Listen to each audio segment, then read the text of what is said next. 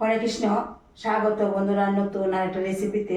তো বৃষ্টির দিনে সন্ধ্যার চায়ের সাথে টিফিনে মুখরোচক কিছু খেতে চাইলে এক বাটি আটা আর আলু দিয়ে এই রেসিপিটা অবশ্যই বানিয়ে নিতে পারেন। তো এই রেসিপিটা একবার বানিয়ে খেলে তো বারবার খেতে ইচ্ছা করবে।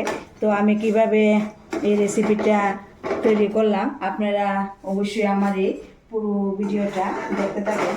তো একদম অসাধারণ হলো এই রেসিপিটা, দেখতেও লোভনীয়, খেতেও একদম খুব টেস্টি টেস্টি, একদম মুচমুচে হলো। তার জন্য আমি এখানে এক বাটি আটা নিলাম আর সেদ্ধ করা 2টা আলু নিলাম। বাটির মধ্যে আমি আটা নিয়ে নিলাম। তো এবার পরিমাণ মতো লবণ দিয়ে দিচ্ছি। লবণ দিয়ে দেওয়ার পর লবণটা খুব ভালোভাবে আটার সঙ্গে মিশিয়ে নিতে হবে।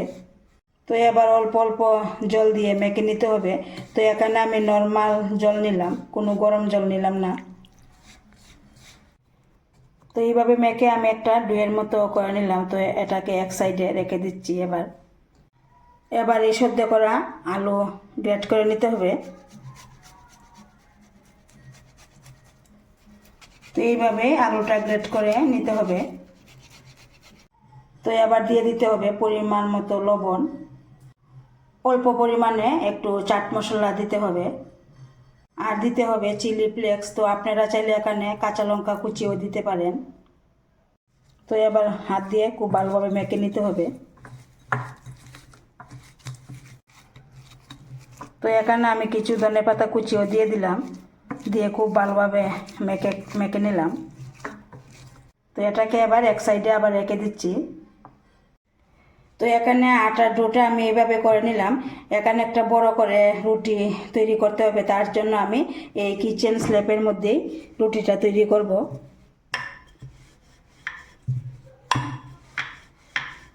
তো এইভাবে কিন্তু বড় করে এই রুটিটা তৈরি করতে হবে।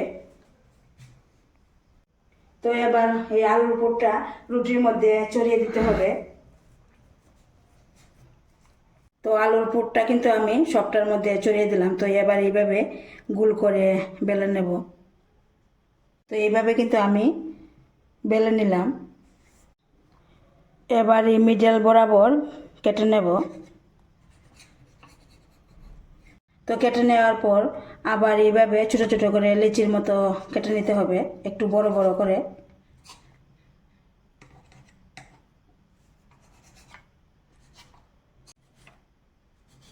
তো এবার একটা লিচি হাতের মধ্যে নিয়ে এইভাবে একটু ফ্রেশ করে দিতে হবে।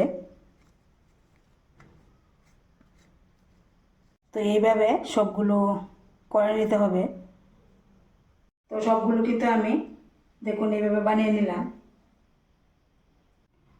তো এদিকে সামান্য পরিমাণে আরও কিছু আটা নিলাম আর পরিমাণ মতো লবণ আর অল্প কিছু চিলি ফ্লেক্স দিয়ে একটা ব্যাটার তৈরি করতে হবে পাতলা করে। তো ব্যাটারটা কিন্তু রেডি হয়ে গেল। এবার চুলাতে কড়া বসিয়ে দিলাম, তেল দিয়ে দিলাম, তেল গরম হয়ে গেল। আর এইগুলি এই ব্যাটারটার মধ্যে দিয়ে তারপরে তেলের মধ্যে দিয়ে দিতে হবে।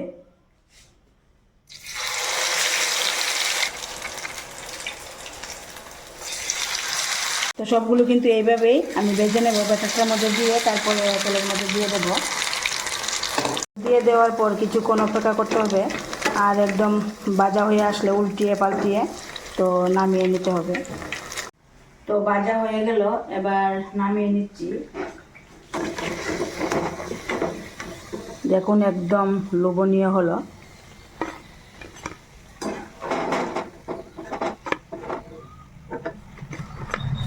তো সবগুলো ভেজে আমি নামিয়ে নিলাম।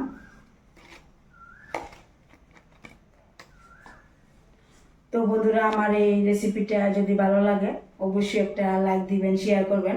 আর আপনারা অবশ্যই মুখরোচক কিছু খেতে চাইলে এই রকমের এক বাটি আটা আর 2টা আলু দিয়ে এই রেসিপিটা অবশ্যই বানিয়ে নিতে পারেন।